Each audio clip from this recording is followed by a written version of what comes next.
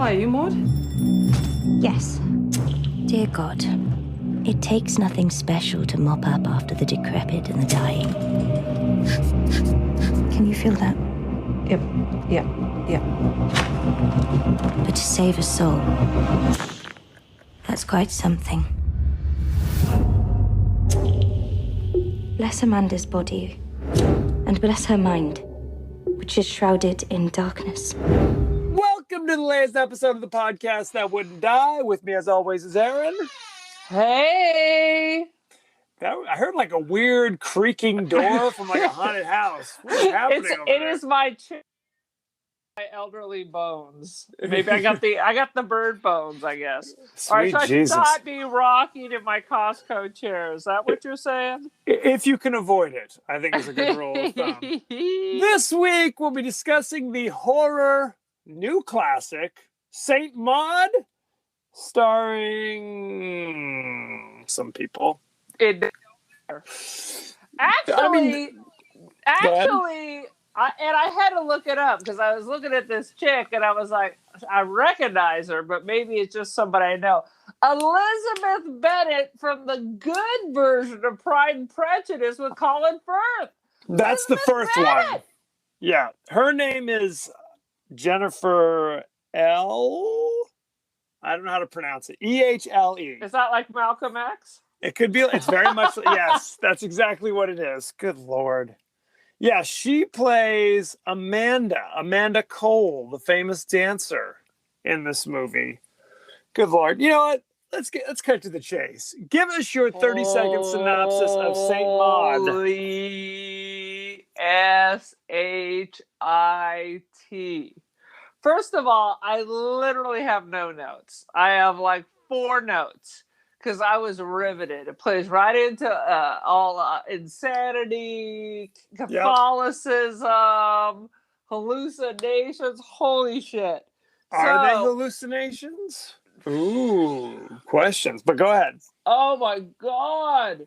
So basically we meet this young lady who's like a very religious hospice nurse, and she like seems to really choose these clients, but something bad happened in her past. We weren't really sure. She worked at this hospital and something bad happened, and now she's a home care hospice nurse. So we see her as she's going to meet her new client that the previous lady says she's a con.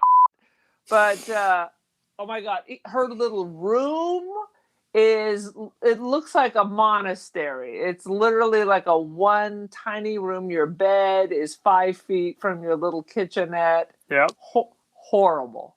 Although I could probably make that place look cute, but I would not. I would know I have fallen a few rungs on the ladder if I'm living there. Yes. Anyway, we get over. I mean, the lady is eccentric, whatever. Nothing outrageous. She's dying, for goodness sake. You cut her some slack. Hence a hospice nurse. Right. But, I mean, she wasn't really much of it. She seemed like an interesting lady. I mean, it's a hard job, man. Yeah. People are dying. They're unhappy. You got to take care of them. You got to wipe their butts and scrub their armpits. And you're doing everything. And you're living there. Right. So Maud decides that I'm going on longer than 30 seconds. So let me. Right, religious lady goes to the dying lady, and like our mom wants to do a deathbed conversion, bring her to the light. It don't work out. Everybody dead. The end. Catholicism. Dead. The ending will blow your mind. Now, how did you hear about this? Had you heard of it? From our British brother-in-law. Right.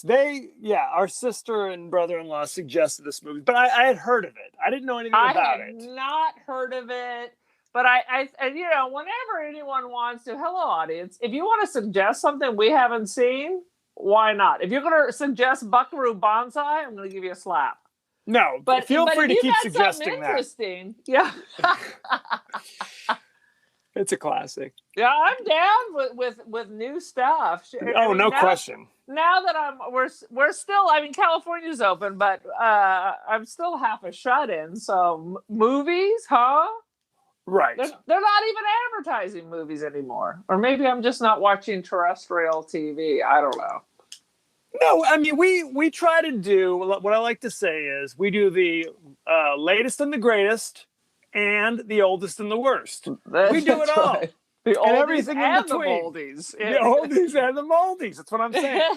So As long as they don't make us upchuck too much or bore us, I think that's the deal. Those are the limits. Right. We've watched movies where we were planning to do it and we were just like, boring.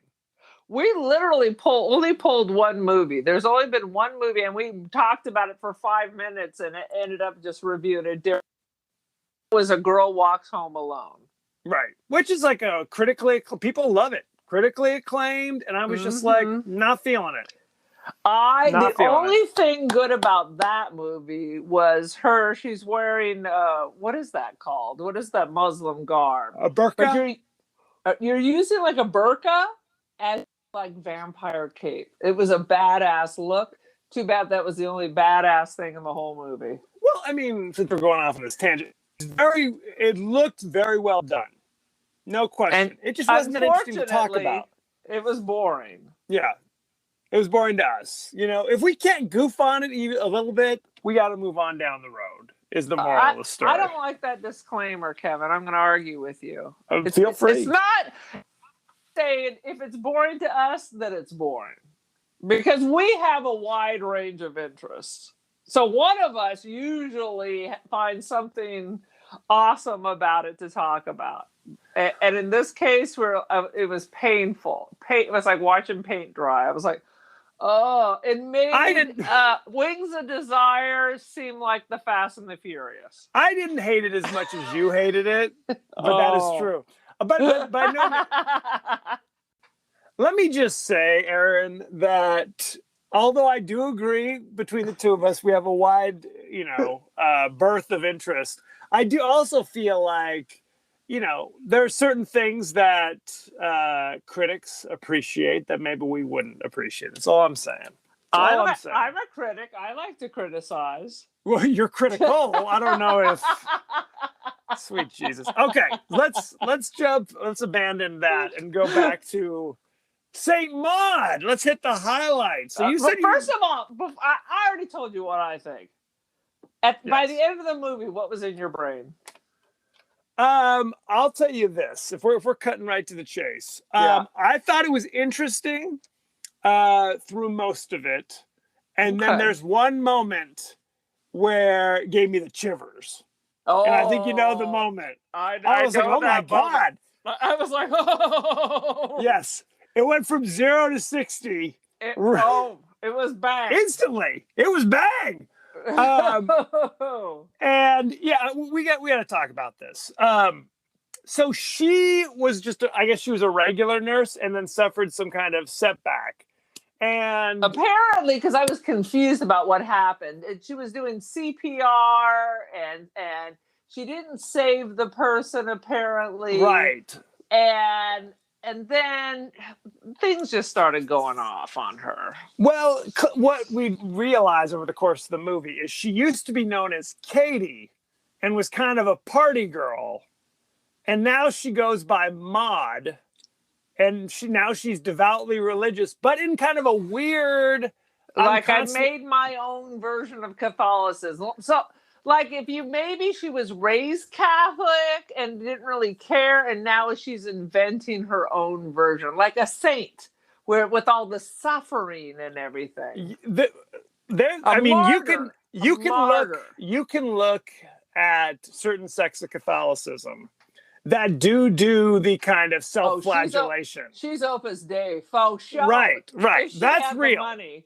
That's real. She does do the, where first I didn't know what she was doing. She was putting like popcorn, like unpopped popcorn on the floor and then kneeling into it. Yeah. I can't kneel just on regular floor with no popcorn. My knees hurt too bad. That's what happens when you get old. Oh yeah.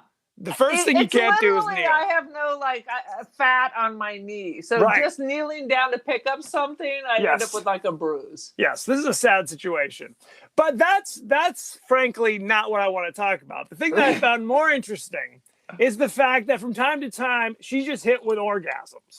Oh, to me, I studied art history, so there's so many pictures of the religious ecstasy, the ecstasy of Saint, where they're literally, or Saint Paul. That's what it looks like. It looks like a religious orgasm where they're just lost control of their bodies and are laying there. I mean, you hear talk, like you said, the agony and the ecstasy, but I never equated it with like sexual desire. I mean, because she's like full blown O-face.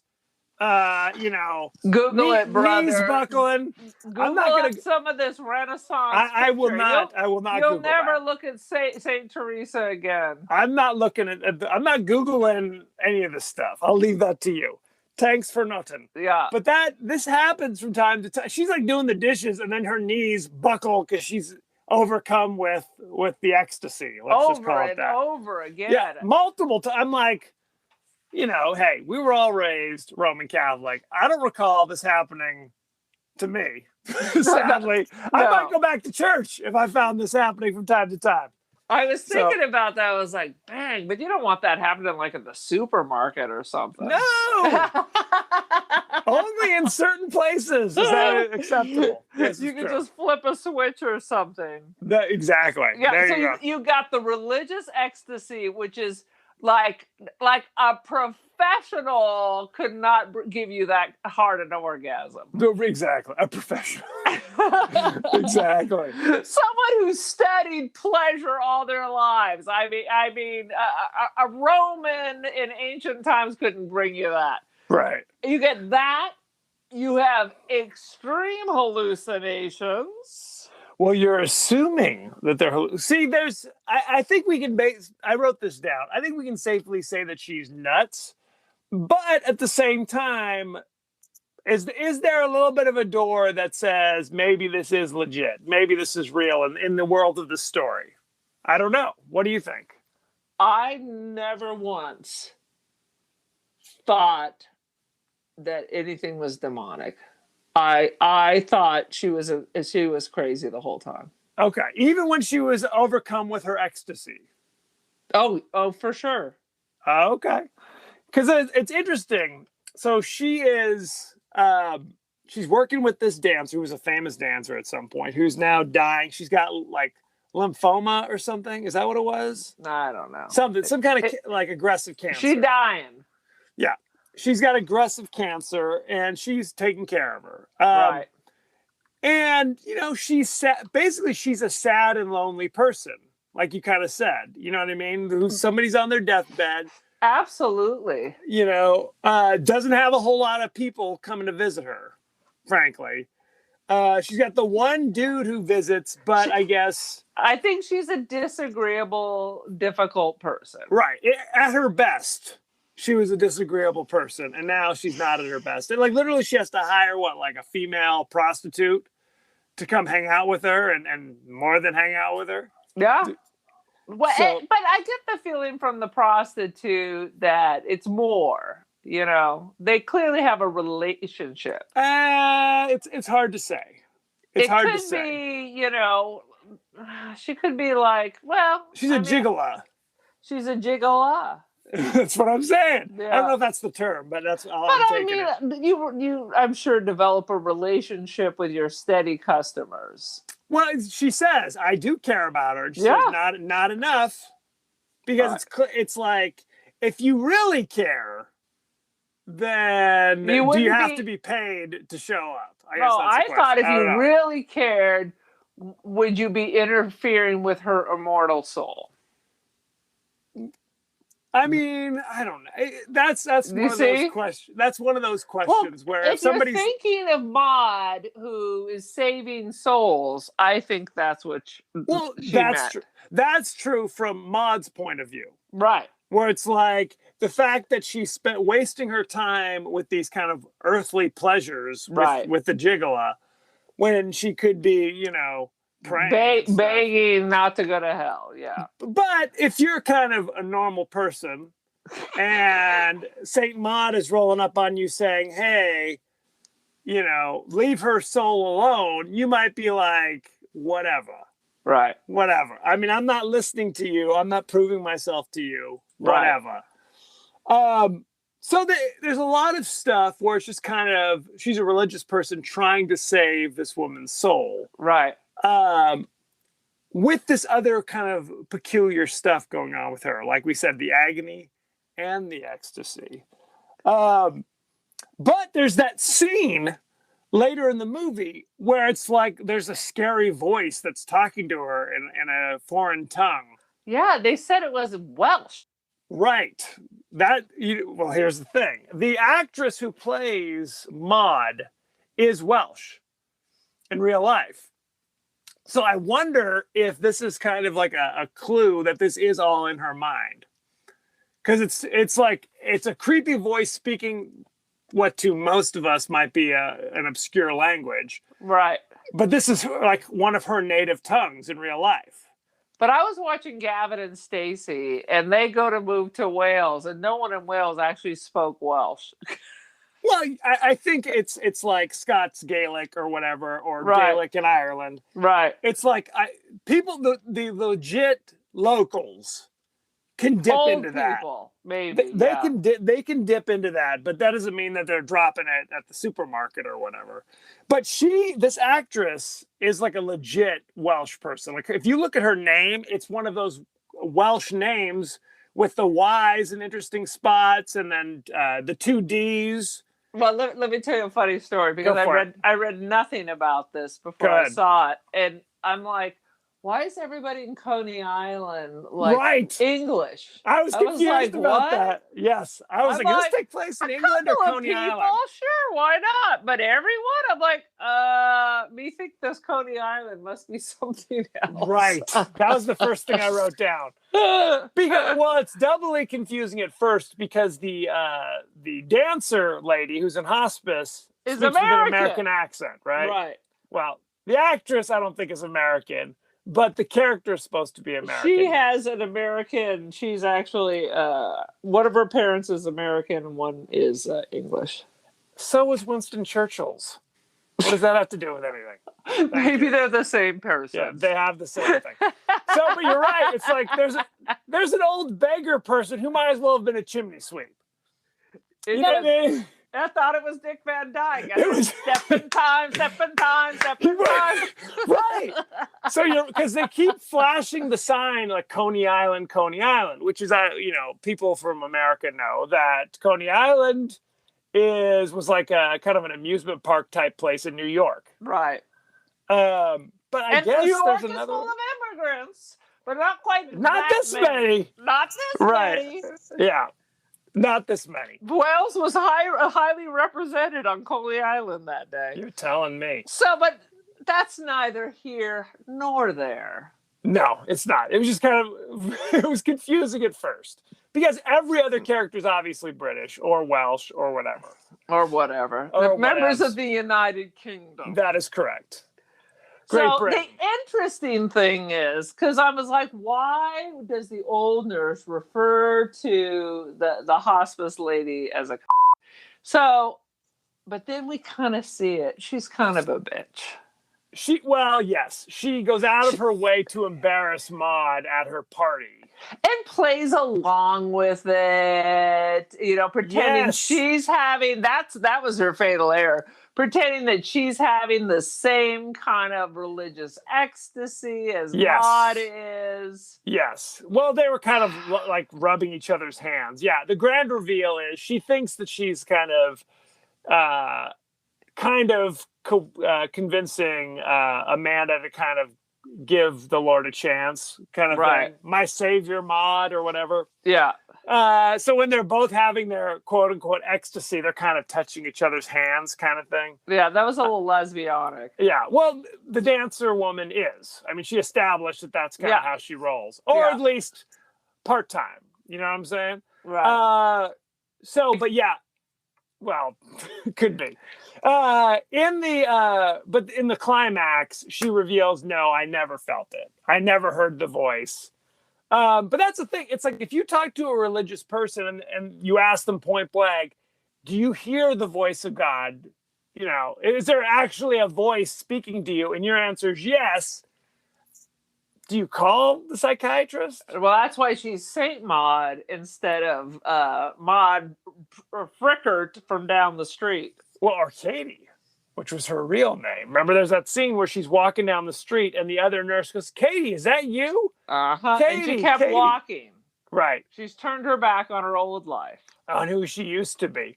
Although she gets fired from her job because Amanda starts making comments about what the Lord's throbbing something. What? And it doesn't finish the thought, but it enrages Maud. So she smacks her in front of everybody. So she's promptly tossed out on the street and fired. Right. Which is what would happen. You can't be beaten up if you're hospice people. Crazy. And then I guess that night, Maud's like hitting the pub, trying to shack up with every Tom, Dick, and Harry, literally. Yeah. You know. She's decided that God has forsaken her. She's gone back to her whorish ways. We don't judge. Whatever floats your boat. Sweetie. Don't be jerking somebody off outside the bar. That ain't the way. That wasn't even outside the bar. That was She's giving a handy to Rando Joe in the phone booth at the bar. I think that was just a big F off to God, you know. It was. Yeah. And then the same night, she calls her friend. What was her friend's name? The Joy. one who came to visit her. Yeah. Calls up Joy, says, hey, I'm at the pub. You want to come out? And Joy's busy, which sends Maud into another tailspin. So she literally goes off and hooks up with some kind of trollish looking dude. I think it was Hagrid's younger brother. It was Hagrid's illegitimate son. So it's like, but then like she hears the voice of God later from a roach or something. My God. It was a creepy moment when she walks over and like kind of stares at the camera kind of thing, and you hear the creepy voice talking to her in Welsh. Yeah. And then she's back. She's back in the saddle, but now she's really nuts. Now she's really gone around. So Amanda had given her this book of William Blake. Come on, brother. Who's Thomas Blake? I don't know. One of the Blake boys. Thomas Aquinas. Are we just naming religious people now? Yeah, could be. So she's cutting out the images and pushing thumbtacks like through the eyes. That was awful. That was awful. And then she cuts it to fit her Converse shoes. So she slides the thumbtack up, and you see her putting on her shoes and crunching down. Yes. And then going for a walk. Oh my God, wandering around the boardwalk with her just bloody stumped feet. Oh. Well, you'd be leaving a bloody trail. Okay, God. Those Converse literally have little like vents on the side. It would be leaking blood. Oh, I'm sorry. God. It would be horrifying. Horrible. And of course, the most horrible thing is this was like a thing that people would do to show their piousness, to show the suffering, to share Jesus' suffering. This was like a thing. Right. People it's self-flagellation. Some still do it. Yes. They're still doing it. Like it's what was that? Angels and Demons? Was that the one? Or was it with the albino? Yeah, with Paul Bettany, where it was literally like he had like this like barbed wire thing around his thigh that he'd tighten every now and again. But it is that thing. It's like you kind of whip yourself, flog yourself as kind of a show of your piety. You're not worthy of the Lord's love. Some kind of craziness. craziness. Do you have to get like a weekly tetanus shot when you have rusty barbed wire rotting in your flesh? Who the hell knows? So the grand finale would really set me on my ear. There's two things that set me on the ear, but go ahead. Well, the big one for me is so she sneaks back in to Amanda's house. Remember, she's been fired. Right. Goes and visits her, and they kind of have, at first, what seems to be kind of a sweet moment. And she, Maud kind of whispers, it's like, oh, it's okay. Because Amanda apologizes. She's like, I'm sorry I was so rude to you. I shouldn't have said those things. And Maud kind of leans in and was just like, oh, God forgives, blah, blah, blah. You noticed it too. And that's when she says, no, I kind of feigned it. I didn't really feel it. And then she turns, literally, I don't know what happened. In a second, she has like a scary demon face, like lunges forward, kind of casts Maud away. And it was like literally in these moments, and I get these like watching The Conjuring, where you feel the tingle go up your spine. You're like, ah! And that's what happened. It was so scary and so unexpected. It knocked me on my butt. She made some comment to her that really freaked her out about why would your God, like she not only is not fallen for the religious, doesn't believe in God, and why would your God need you to do this? Right. If God was what am I trying to say? If God was all you needed, then why are you here? Kind of thing. And cackle like an evil demon voice. And face totally transforms, and then Maud knew Maud's like whacking her and smacking her. Well, she grabs scissors. And then because it's like Amanda is coming for her again, like just this horrific demonic beast. Right. Jumps on her and stabs her to death with the scissors. Oh. And then, of course, it's just Amanda. Presumably. Oh, my Lord. I mean, meanwhile, our Maud is just covered in blood and is wandering the street.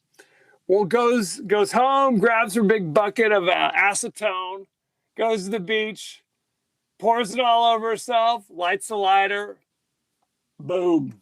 But she thinks she's like, in the light of the Lord, and everyone else on the beach kind of bows before her. It was horrible because everyone at the beach sees what she's doing, and people they're like, no. They're trying to call to her. And then you just flip to this whole fantasy where she's got the light from heaven coming down. She's glowing. All the people drop to their knees as if celebrating her. And then at the last second, you see reality where she is just black and screaming. Screaming, lit on fire. Oh! Yeah, that was a good one. Oh! And it's just you only see it for probably 3 seconds. The reality. Boom, that's it. That's all you need. End of the movie. Boom! Boom. It was good. Oh, that gave me the chillers. I had to go watch comedy for 4 hours after that. It was good. I needed to settle my business down. Now, my question was, like, when her friend showed up, was she planning on burning herself alive then, and only after she left she decided to go visit Amanda? It's hard to know what her plan was, but you're right. They were zooming in on the big jug of acetone. It was acetone and peroxide. And hydrogen peroxide, yeah. I thought, I wasn't sure if she was going to poison herself, because what was all the peroxide? I don't know if peroxide is flammable. I mean, usually you use that. I mean, it's a whitener. You use it on wounds. So I wasn't sure what was going on there. She brought her water or something. I thought maybe she was poisoning her. Well, she did. She kind of made her own holy water. Yeah. Because she kind of filled it up and did a little like cross on it. And when she did it on Amanda's forehead, Amanda kind of cringed. Well, because I wanted water. We do not know the answers to these questions. You see a sink full of clear liquid and all these bottles of peroxide and acetone. Yeah. Good question. We don't know the answer. So, of course, you would cringe if someone is trying to make you drink this and wiping it on you. I don't think she tried to make her drink from the bottle, did she? Okay. I don't remember. Maybe I'm confusing it with something else. So, but for sure, if someone is spritzing you with acetone, I mean, when I was in art, I remember I had acrylic nails and I was washing the paint off my hand with acetone and it melted my acrylic nails. Oh, yeah. You use it like it's a paint thinner kind of situation. Good grief. It is, the ending is... Snap. It puts it all together. It's like, that's what you carry with you when you leave. the demonic transformation, and then the lighting on fire. Boom, boom. It's great. You gotta end a horror movie and all movies with that kind of something. You know what I mean? If you don't, oftentimes we talk about these movies we love, which are great until like the last, like, you know, the third act, where it all kind of falls apart. They don't know where it's going. This kind of was the opposite. This is a slow build, and once you get there, bam, good times. Do you have any other thoughts, or shall I go to behind the scenes? I want to hear some behind the scenes, because I thought it was bang. I mean, let me look at my notes real quick. Go for it.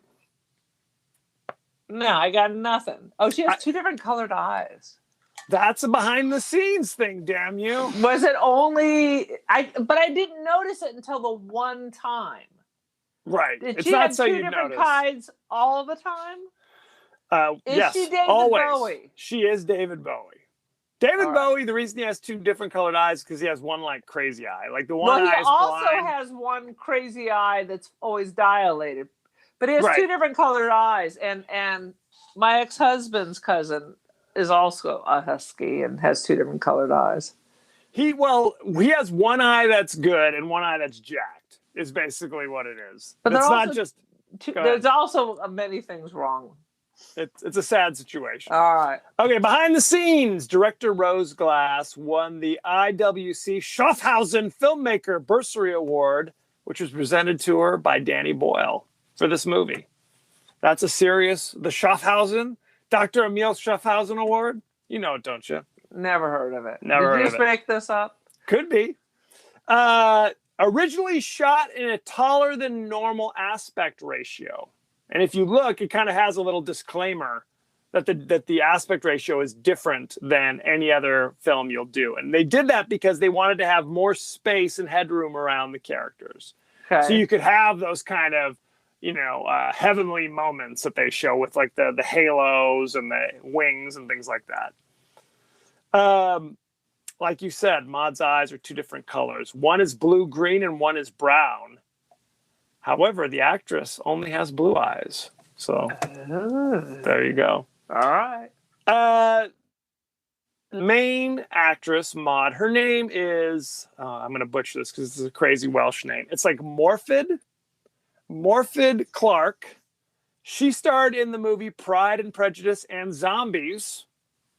Whereas her co-star, like we said, Jennifer Ehle, E-H-L-E, starred in the BBC series Pride and Prejudice in 1995 with our friend Colin Firth. My good friend Colin Firth. So I'm having connection. some religious ecstasy thinking about that. As you should. I always laugh. Young Colin Firth was kind of the dashing scoundrel. Right. Older Colin Firth is like the kind of sweet, safe guy, Bridget Jones' Diary. Yeah. Different. And it's hard to make the connection because he's such a good actor after all. There you go. When God speaks to Maud in her room, he is voiced by Maud, speaking Welsh and pitched down a few levels. So it's her voice, but they kind of lower it to make it creepy and scary. Well, I think Welsh. it's important. It goes with my narrative that it is, in fact, her own voice. That she's just a Looney Tune is basically the moral of the story. She is a Looney Toonies. In the credits, the cockroach is credited as Nancy. Okay. Presumably named after Nancy Spungen, the bug wrangler. Good times. So there you have it. There wasn't much in terms of behind the scenes. Oh my God! Imagine your lord is Nancy Spungen. Oh my lord! Let's talk about the cast, shall we? You think there would have been more heroin in Maud's life if that was the case? Why can't there be? Like we said, Morfydd Clark. I'm sure I'm butchering this name. She played Maud. You know her from Saint Maud, Pride and Prejudice and Zombies. She was in that movie Crawl about the crocodiles. Like there's a hurricane and all the crocodiles go crazy. She's in that good stuff. Most recently, before Maud, I should say, Saint Maud. She was in the Dracula miniseries on Netflix playing Mina. Oh, I didn't see that. Did you see that? It was all right. Uh-oh. It was all right. If you think it's all right, then I'm going to hate it. So You never know. Next. No, I know. Jennifer Ellie? Aniston? I'm going to mess up all their names. Played Amanda.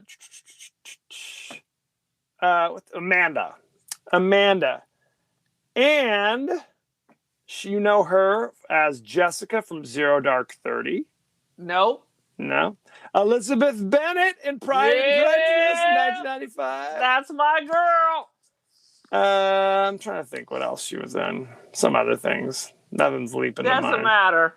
Pride and Prejudice. That's the one you need to know. She was Carla in 50 Shades Freed. Yeah, she was in all the 50 Shades. Which one was Carla? Was that the older woman that taught him all this stuff? You think I'm watching the 50 Shades of Grey? You watched movies? it with your wife. Give me a break. Is you crazy? She was also in the remake of RoboCop a few years ago. Good times. An all-star cast. You know what? It says she was born in Winston-Salem, North Carolina. I told you. So who knows? There you go. So who's to say? I'm not going to talk. Is there anybody else from the cast you want to know about? Right? No, I'm looking up Carla in 50 Shades. I don't think she's the one. She's not Johnson or whatever. No, Lord. She's Anastasia's mother. And who's Anastasia? Well, that's is that Dakota? Is that Dakota? I didn't read the books. I did see one of the movies, and that was enough. I don't need to hear from my mom and my aunts what their kind of porn is. About their ecstasies? About their agonies and their ecstasies. Everybody just needs to keep their own special porn. That is not a mother-daughter bonding thing. Becky and I watched this movie, and it stars the guy who played Christian Grey. The Fall? No, it was on was it on Amazon Prime? Don't get me wrong, he's a good-looking Irish lad. It was called Wild Mountain Time. Oh. And it takes place in Ireland, and he's the main character. Emily Blunt plays his love interest. I like Emily Blunt. And his father's played by Christopher Walken. Yeah! Doing a crazy Irish accent. Sweet Jesus. Well, I will say, if you haven't seen The Fall, you have to watch The Fall. Gillian Anderson is in it and plays a police officer working in Ireland. Is Gillian Anderson considered a honorary British person? Oh. It's fascinating. She's in all these British shows. I wonder if she's living over there. She lives there. Thin as a rail. Yeah, I think so. Because she's in The Fall. She was in that Sex Education. Didn't she play Margaret Thatcher in something? She played Margaret Thatcher. Yes. And she was in the Hannibal, the series. She was amazing. She was. I love the Hannibal series. I loved it. I was so sad when it ended. Let's talk about the ratings for Saint Maud. All right. It currently has a 93% certified fresh. I say that's 100% accurate. I'm laughing at this because if you go to the Rotten Tomatoes page for Saint Maud, it's literally the picture is her in mid-org. So check it out. Good times. Be sure to post some because it's ecstasy of Saint Teresa when we. I will not be doing that. I will not be doing that. No, it's the craziest. Okay, moving on. Moving right along. Are you ready? Give me, what is your rating for this? All right. I am going to give it 4 1/4 Nancy Spungen cockroach earrings. I'm going to give it 9 out of 10 straight orgs. Is that a religious org, or do you mean orcs like Lord of the Rings? It's the org of the rings. It's the org of the rings. No, it is creepy all the way through, and when it hits it, it's like pow. That's all I'm going to say. It is dynamite. Very long. How long? It's not long. It's like 90 minutes or something. It is It is freaking 84 minutes. Yeah, it was super short because it was like, whoa, bang. Yeah.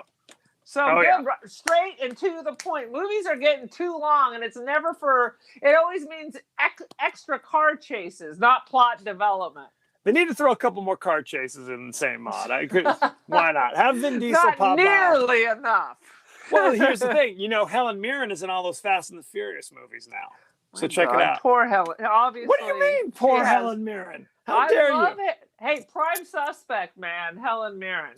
She was also in that Penthouse Caligula movie with Malcolm McDowell. Well, again, people have like a long breadth to their career. Colin Firth was the scoundrel. Young Helen Mirren, she was like a lady of the night. He was never a scoundrel. You don't understand Jane Austen. It's all about. I'm not just talking about that. Oh, you mean Circle of Friends?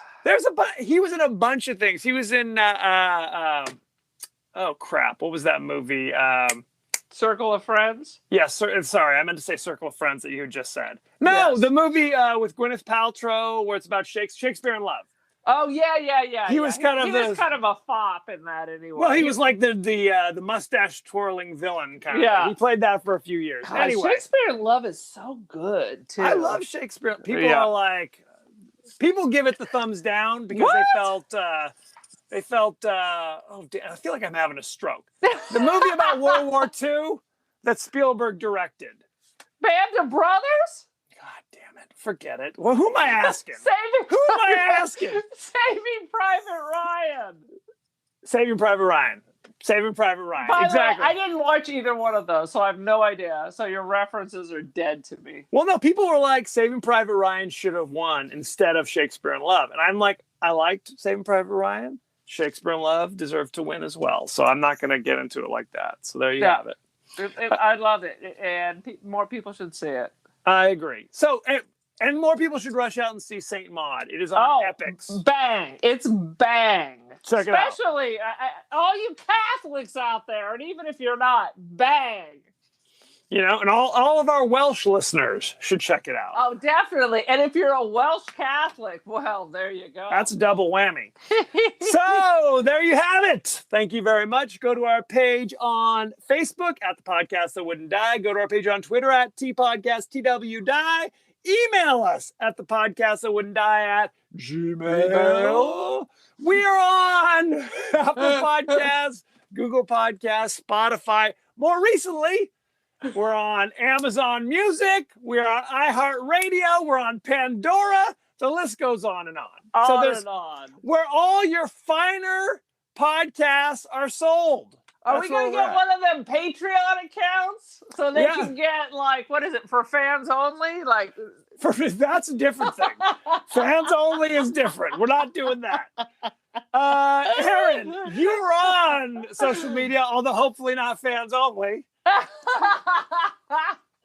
I am the Cult of Aaron. Join the cult. I'm on the Twitsker and the Inster. Sounded like you pounded your fist as you said it. I did. Good Lord.